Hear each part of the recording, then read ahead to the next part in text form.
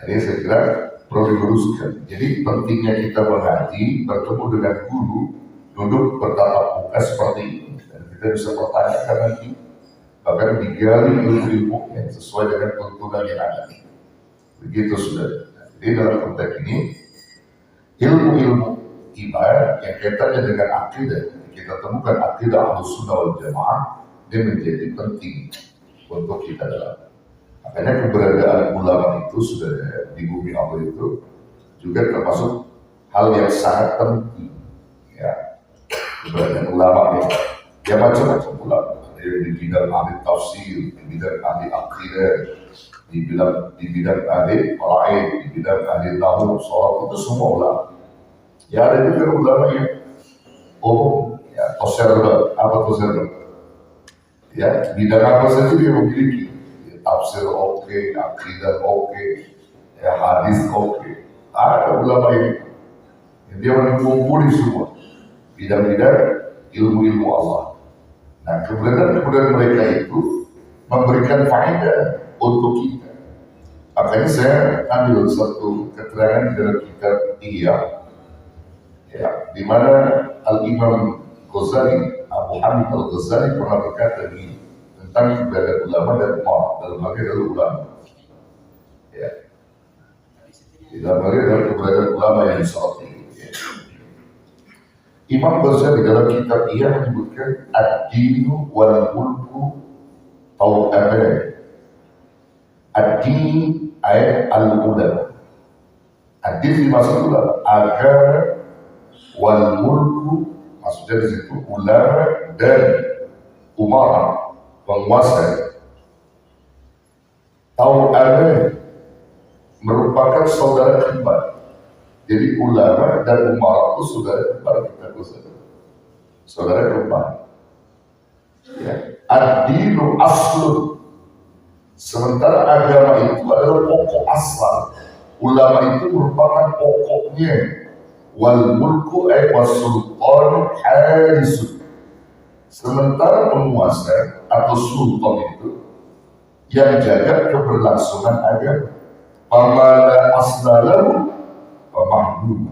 Kalau satu negeri ini tidak ada ulamanya, tidak ada yang mengkontrolnya dalam hal ulama, maka akan terjadi kekacauan. Bahkan ulama itu keberadaannya di atas daripada umat, bukan ulama di bawah umat. Ini yang keliru. Bukan ulama mendatangi umar, tapi umar yang mendatangi ulama.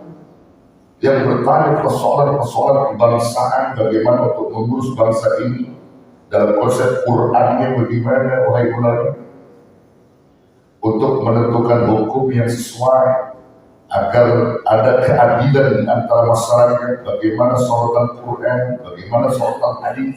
Dia tanya itu keberadaan ulama di bumi. Jadi jangan ulama didiamkan, dan terutama ulama-ulama yang khair, yang lurus. Ya, ulama-ulama yang lurus. Emang ada ulama yang bingung? Ya banyak juga ulama yang bingung. Makanya ada ulama su, ada ulama khair. Ya, ulama su itu ulama yang buruk dalam perjalanannya. Ya, karena orientasi mereka adalah dunia. Orientasinya itu dunia. Jadi kalau disuruh dunia dikit, halal jadi haram. Haram jadi halal. Jadi ulama yang orientasinya agak bengkok-bengkok gitu. Hukum haram, begitu dikasih dunia, oh halal bagi itu. Halal bagi itu gitu. Ya, RW datang nih ke rumah Ustaz Hari. Ustaz Hari hukumnya pakai emas bagi laki-laki apa? Kata Ustaz Hari haram. Haram. Sebulan kemudian RW datang lagi. Bawa 100 juta. Mau nanya lagi nih Ustaz Hari, ini duit buat ente. Kira-kira emas kalau saya pakai boleh gak? Kalau ente kan syukur nikmat, boleh-boleh aja. Kemarin gila. Kemarin dia bilang begitu datang duit, boleh-boleh aja. Ente syukur nikmat, orang mensyukur nikmat, orang kaya wajar pakai emas. Laki-laki begini. Ini contoh doang. Nah jadi kalau Kalau ulama-ulama yang lurus, halal katakan halal. Halal katakan halal. Nah, ini pentingnya keberadaan. Nah, jadi ulama dan umar itu seperti saudara kembar kita Imam Ghazali. Namun kedudukan ulama itu lebih tinggi. Karena pokok pangkalnya itu ada di ulama. Dan pokok pangkalnya itu ada di ulama. Jadi negeri itu bisa menjadi aman, berkah, karena keberadaan ulama itu. Yang dapat mengatur dan juga memberikan wejangan-wejangan. Jadi kalau ada umar-umar yang sedikit menyimpang, maka kewajiban ulama memang harusnya jihad yang paling afdal. Dan umar jangan marah, sultan jangan marah kalau dia keliru ketika ditegur atau diluruskan oleh ulama. Dan memang seharusnya jadi RW menyimpang ditegur, jangan marah, betul ya? Jadi harus diluruskan hal-hal yang keliru. Ini kan dari yang begini diluruskan. Nah, ini saya kira menjadi perhatian khusus bagi kita semua sebenarnya. Ya, perhatian khusus nih. Jadi masih diluruskan. Kalau kita ambil coba lihat bagaimana keberadaan penguasa dalam konsep ini sorotan agama, dalam sorotan agama. Kan banyak dicontohkan. Abu Bakar sebagai sahabat Nabi, sebagai ulama juga sebagai pemimpin.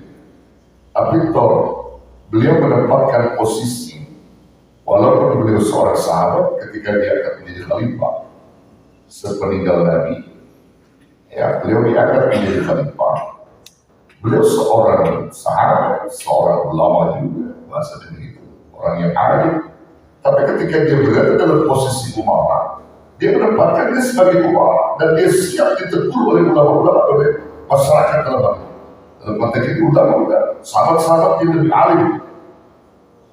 Lihat ada konsep ketika beliau dilantik menjadi khalifah, kalam yang ucapkan sangat menarik. Dan mereka tidak mencari kekuasaan, mereka tidak mencari kepemimpinan itu tidak dicari. Tapi karena ini amanah yang harus diimbangi, yang memang telah pantas berdasarkan musyawarah mufakat para sahabat senior, Abu Bakar yang pantas menggantikan Rasulullah Sallallahu Alaihi Wasallam sebagai khalifah. Itu kesepakatan kita. Awalnya nggak mau. Akhirnya ketika dilantik menjadi khalifah, beliau berpidato sesat. Nah, isi pidato ini, kata beliau di hadapan seluruh masyarakat, ulama-ulama, sahabat-sahabat sendiri, kata Abu Bakar, ayuhan nas, fa inni qad bulitu alaikum, walastu bi khair. In ahsantu fa'aidu wa in asa'tu faqawidu. Saya ulangi, ayuhan nas, wahai sekalian manusia, fa inni qad bulitu alaikum, sesungguhnya aku ini sekarang diangkat menjadi pemimpin atas kalian. Walastu bi khair, padahal aku bukan orang terbaik. Dia merendahkan. Maksudnya masih banyak sahabat-sahabat yang terbaik, sahabat-sahabat yang mumpuni. Tapi karena ini adalah amanah yang diibarkan kepadaku, aku terima. Walastu bi khair. In ahsantu fa'ahidu, jika aku ini berbuat baik dalam memimpin kalian sesuai dengan koridor kenegaraan, sesuai dengan koridor keulamaan, keagamaan, intinya aku berbuat baik dalam memimpin kalian. Tidak ada kolusi, tidak ada nepotisme, tidak ada kekeliruan dalam memimpin. Pokoknya benar aku memimpin, baik aku memimpin, maka bantu kebaikanku. Jadi bantu aku dalam melakukan kebaikan pada kepemimpinanku. Ayo bantu. Tapi ingat, wa in asatu, kata Abu Bakar, jika aku ini berbuat buruk memimpin kalian, banyak penyimpangan-penyimpangan yang aku lakukan, banyak hal-hal yang melanggar kode etik agama, yang melanggar syariat agama, maka Qawimu, luruskan aku, koreksi aku, tegur aku, nasihati aku. Bahkan lebih dari hal itu, suruh luruskan. Siap dikoreksi. Kalau keliru siap dikoreksi. As-sidqu amanah wal kidbu khiyar. Ucap oleh beliau. As-sidqu amanah. Kejujuran itu adalah amanah yang dinomorwahidkan di atas segalanya. Kalau kau sebagai pemimpin, maka as-sidqu amanah.